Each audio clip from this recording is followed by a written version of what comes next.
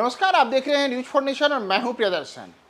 बांकीपुर विधानसभा क्षेत्र के उपचुनाव ने नए इतिहास की ओर कदम बढ़ा दिया है और बांकीपुर, जहां की आज मतगणना का दौर सुबह से जारी है, वहां 13 राउंड की गिनती हो चुकी है और 13 राउंड की गिनती के बाद जो चुनाव के नतीजे जिस दिशा में बढ़ रहे हैं वह काफ़ी अजीब किस्म से हैं। और यह सबसे बड़ा झटका है भारतीय जनता पार्टी के लिए, जहां पर पिछले 30 साल से भाजपा का कब्जा था। तो दरअसल हम आपको अब ये आंकड़ा जो दिखा रहे हैं, ये देखिए 13वें राउंड की गिनती खत्म हुई है।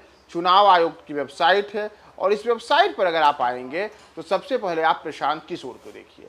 प्रशांत किशोर ने 13वें राउंड की गिनती के बाद 26,113 वोट हासिल किए हैं और प्रशांत ने यहाँ पे अगर नीरज कुमार, जो कि भारतीय जनता पार्टी के प्रत्याशी हैं, उनके मुकाबले देखेंगे तो नीरज कुमार को 7,119 वोटों की बढ़त है। यानी कि प्रशांत ने जहां 26,113 वोट हासिल किया है, वहीं पीके के मुकाबले भारतीय जनता पार्टी के नीरज कुमार 18,994 वोट ला चुके हैं। तो यह एक बड़ा अंतर है, जो अंतर हर एक राउंड के साथ बढ़ रहा है।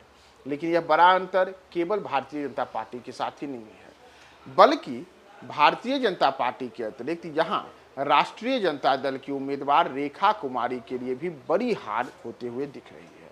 जैसे अगर आप देखेंगे तो रेखा कुमारी यहाँ पर केवल 5,000 वोट यहाँ पे ला रही हैं। 5,583 वोट यहाँ रेखा कुमारी को आ रहा है।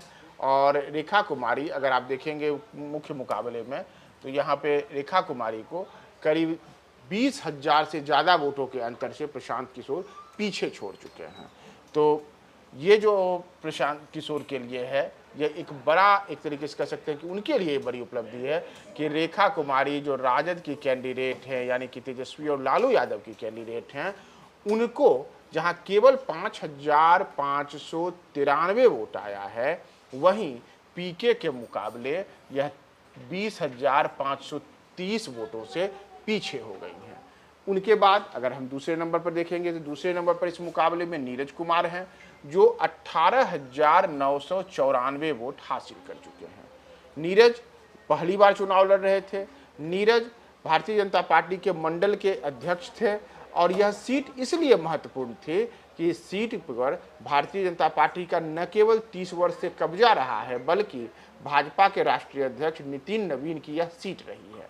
तो ऐसे में नीरज कुमार का 7,119 वोटों से 13वें राउंड की गिनती के बाद पिछड़ जाना अपने आप में एक बड़ा झटका है कि यह जो पूरा का पूरा जो भारतीय जनता पार्टी है, उनके लिए, उनके सबसे मजबूत गढ़ में उनकी यह एक प्रकार से सबसे करारी हार होती दिख रही है।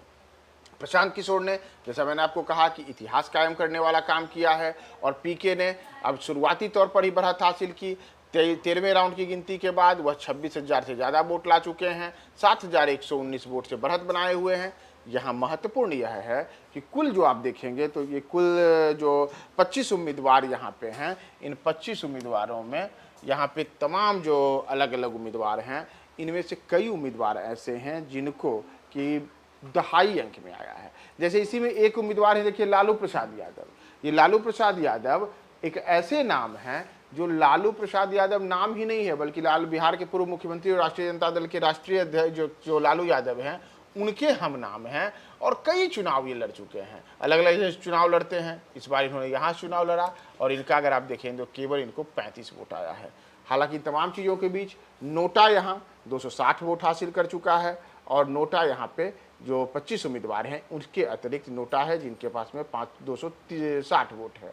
इसके अतिरिक्त कई उम्मीदवार हैं जिनमें से अधिकांश के खाते में दहाई अंक ही रहा है। कुछ उम्मीदवार जो ऊपर से आते हैं, जैसे राष्ट्रीय लोक जनशक्ति पार्टी के उम्मीदवार, यानी कि पशुपति पारस की पार्टी के उम्मीदवार तनवीर आलम, उन्होंने जरूर 557 वोट 13वें राउंड तक हासिल किया है। इसी प्रकार से कुछ अन्य उम्मीदवार हैं जिनको सैकड़ा, जो कह सकते हैं कि 3 अंकों में वोट आता हुआ दिख रहा है। बाकी अन्यथा तमाम उम्मीदवार दोहरे अंक में ही दिख रहे हैं। और इन तमाम चीज़ों के बीच प्रशांत किशोर ने बांकीपुर में इतिहास कायम करने की ओर कदम बढ़ा दिया है और उनका जो यह इतिहास कायम करने वाला सिलसिला है वह 31 राउंड की गिनती के बाद कंप्लीट होगा। हम आपको अन्य तमाम अपडेट्स बताएंगे कि कैसे राउंड दर राउंड पीके का बढ़त बढ़ा है और यह अब आगे कहाँ जाकर रुकता है, ठहरता है या नीचे जाता है, वह भी बताएंगे। बने रहें न्यूज 4 नेशन के साथ।